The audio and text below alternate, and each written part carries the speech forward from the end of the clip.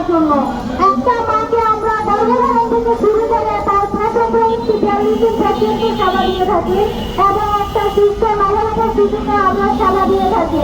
আমাদের সুস্থ শিশু সুস্থ মা হলে আমাদের জাতি সুস্থভাবে গড়ে উঠবে, একটা সুস্থ জাতি গড়ে উঠবে।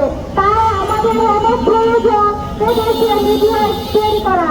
আমাদের সেখানে সরকার আমাদেরকে তৈরি করেছিল মিডিয়া হিসাবে, কিন্তু আমাদের এই 19 জনের আসন থেকে আমাদের গুরুত্ব কমে গেছে। তাই আমরা চাই আমাদের মূল্য দেওয়া হোক, আমাদের সরকারি বেসরকারি সব জায়গায় আমাদের কাজ করার সুযোগ করে দেওয়া হোক।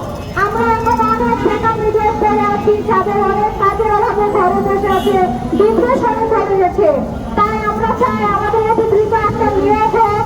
আমাদের দাবি একটাই, আমাদের নিয়োগ চাই।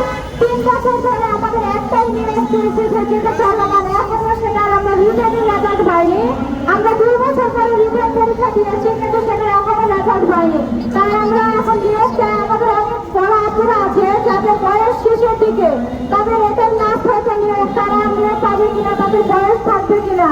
তাই আমরা আমাদের একটাই সরকারের কাছে দাবি, আমরা নিয়োগ চাই, বেকারত্ব দূর করতে চাই। তৃণমূল পর্যায়ে গিয়ে আমরা মায়ের শিশুর কাজ করতে চাই, মাতৃমৃত্যু হার কমাতে চাই, দেশের জন্য আমরা কাজ করতে চাই, দেশের উন্নতি করতে চাই, মাতৃমৃত্যু হার শিশু মৃত্যু হার কমিয়ে।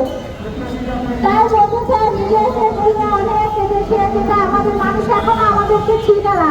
আমরা যদি হসপিটালে কাজ করি, অনেক মানুষ প্রশ্ন করে আমরা কারা, আমরা কি করেছি, আমাদের কোর্স কি, আমাদের নার্সিং কোর্স 3টা অনেক সেটা জানে না।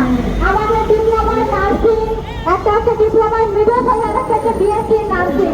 তাদের মধ্যে আমাদেরও সম্মান, যেটা হচ্ছে 10ম গ্রেডে